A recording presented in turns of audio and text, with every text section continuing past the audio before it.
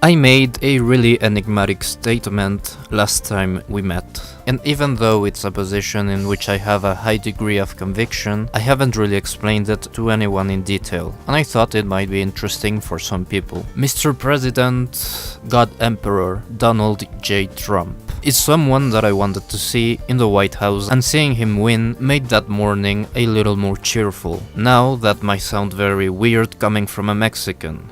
In Mexico. Hell, a Mexican that identifies with the left. The extreme left. Why the hell would I support what many tout as a fascist, loud-mouthed, orange funny and aggressive ape? Am I just an edgy contrarian faggot?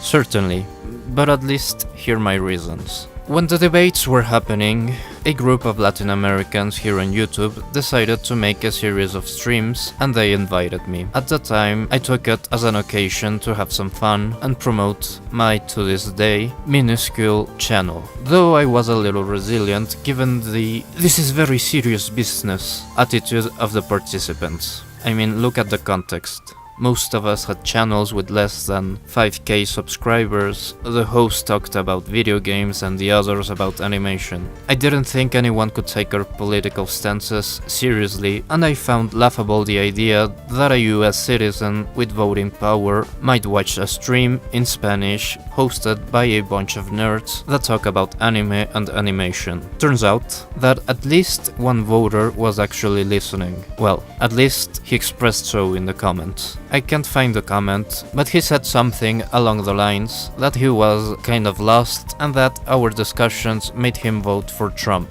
Oh god, I have no idea how the guy feels right now. Maybe he's regretting it, or not. In any case, I really regret not making my stance more clear. Maybe if he'd heard it, he could have reevaluated his choice. Why? Well, because my support for Trump is kind of ironic. Hear me out here. As a Mexican, I wanted him. I am genuinely happy that Trump won. But if I were an American, I wouldn't be. And I sure as hell wouldn't have voted for him. Not for Hillary either, but for an independent candidate. And seeing the attitudes of the other participants in the streams, I think that what got across is that every one of us thought that Trump was a good choice, regardless if you were a US citizen or a Latin American. But maybe a quick look at my political compass and political affiliations might make more sense of it, so I will present them. Then I will explain by a series of points, starting with the pre-campaigns, Trump, Bernie, the alt-right and the new left, then to immigration, Mexico, US relations, to finish on a quick diatribe of US international relations, some negative Trump points, and of course, my final thoughts. Well, as you can see, I am quite the extremist. I shake my little ding-dong to Marx, Proudhon, Striner, and the occasional dip of the tip, with Kropotkin, while Zizek watches and sniffs at Mr. Stallman uses a free as in Libre loaded cam to record it and freely distribute it with a GNU free documentation license. Though of course, these tests are quite reductionist in nature and can't really reflect the intricacies of my very complex political ideologies. They might even be some major inconsistencies in my ways of thinking, just because I am an indecisive, stuttering young man still reading his way into more confusion, but if I were to qualify myself and put me into an inflexible box, I'd be an anarcho-communist. But I could change that box in some years. I am very open to new ideas. Now, as edgy and butt-fuckingly pretentious as this sounds, I am not the guy that goes into the streets with Molotov cocktails to end capitalism and stick it to the man, bro. Nor am I a filthy, why won't everyone just get along and pass the joint, dude? Utopist hippie living in a commune in the woods. Nor am I stirring up trouble in the Mexican jungle. I am a supreme shame for real Mexican anarcho-commies like Ricardo Flores Magón. For a guy with extreme ideas, I am extremely inactive. I am someone that thinks that a world that reflects his political ideals might be possible in a very, very long span of time. I want, Yes, an anarcho-communist world without borders in which from each according to his ability and to each according to his needs. I firmly believe that a world like that is entirely possible. Its possibility was kind of flimsy after the Industrial Revolution, but still believable. Now with the technology we possess, it is possible. I even think that the high unemployment rates in highly developed countries is a sign of that. And not only possible, but morally justifiable and desirable above other forms of organizing ourselves. I mean, sure, I don't have the solid economical or ecological basis to say that. Just intuitively, I can say that some malthus with some austere lifestyles on an individual level are in order to bring the population and its consumption to sustainable levels while still having fulfilling lives for everyone alive. These are just beliefs, mildly justified by some investigation. I want to believe in a peaceful, borderless, sparsely populated Gensokyo-style neat utopia, where we could have cute little tea parties while doing what we like, aka not work, while robots do the menial tasks. Now some of you might be thinking, damn, this socialist welfare munching spick is just another damn liberal SJW cock. And no, I am not.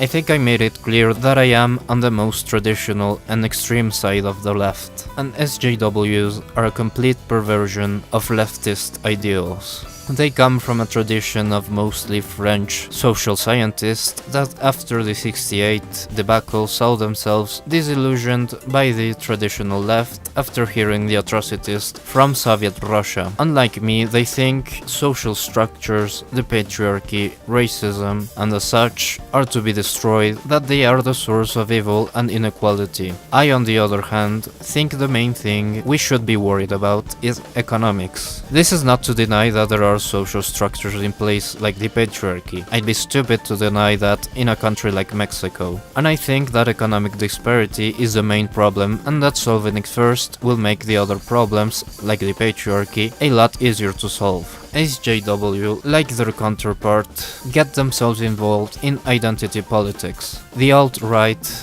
as a response that falls into their game, saying that I am proud to be a white male. I, on the other side, think that both sides are wrong. It's economics that divide us. It is the main issue to be solved, not some funny dad joke.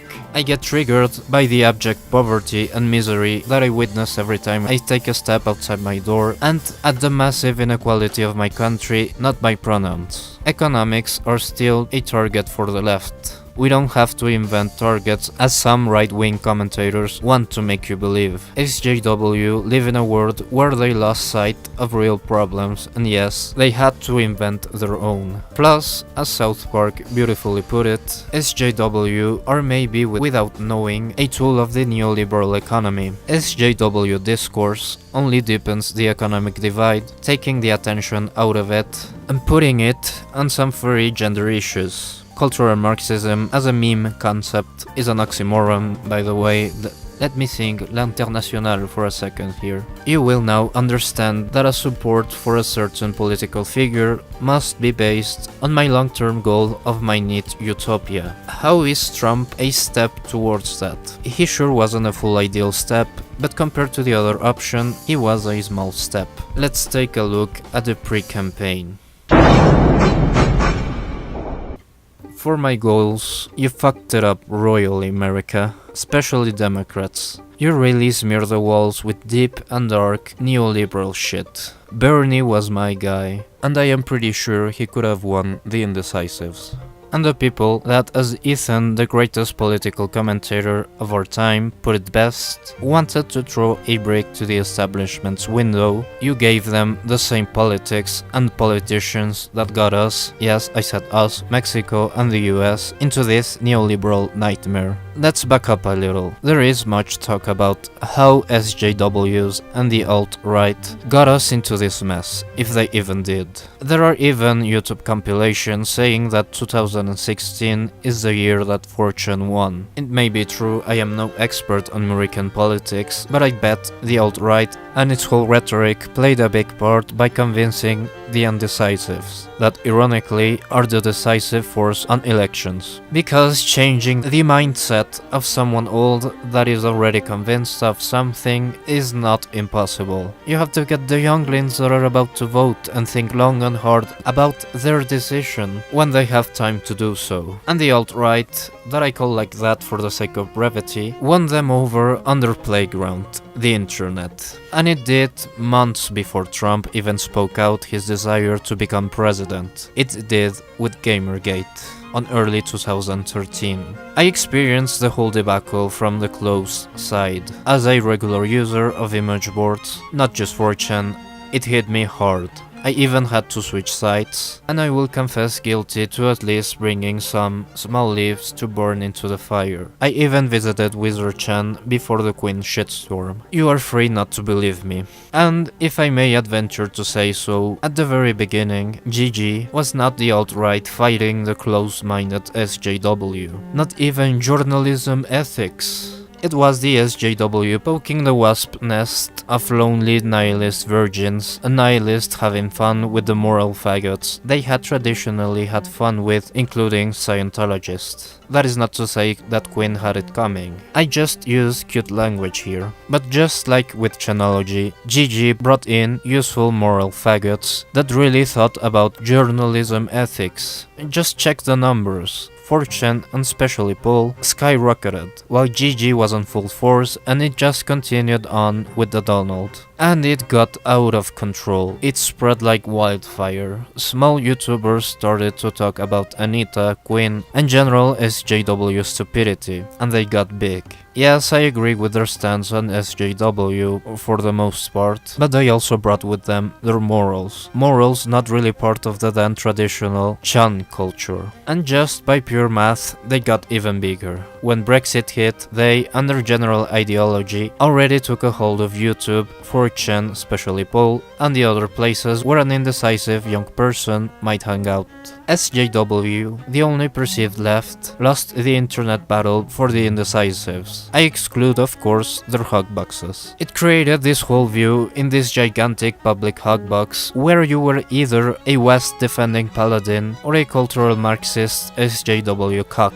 Just look at every feminist video on YouTube. They are blasted with dislikes, if we could see them. And look at every video making fun of them. Even by the most mainstream popular guys out there, they are loved. But even showing an inkling of dissent with the West defending paladins, they get blasted with an enormous backlash. This I interpret as an ideological rebellion against the whole neoliberal system from a part of indecisives that focused solely on a decoy, the SJW. A rebellion sparked at first with a crisis back in 2008. Jesus, almost 10 years. There was, before GG, an opportunity to really focus the rage on the real system, the whole Occupy Wall Street movement, but it got kidnapped by the SJW rhetoric, leaving but a bad association of ideas, real leftist concerns, with the other shit show. Then that small spark was kept alive until Gamergate, where it ignited the fuel and just exploded with the elections. Now after this diatribe, let's return to Bernie. He was, just as Trump is, a choice for the whole group of indecisives that I described. His candidacy was just in the middle of the consolidation of thought of the so-called alt-right. Just look at the memes. I mean, sure they are jokes, but jokes express certain social qualities of a given group.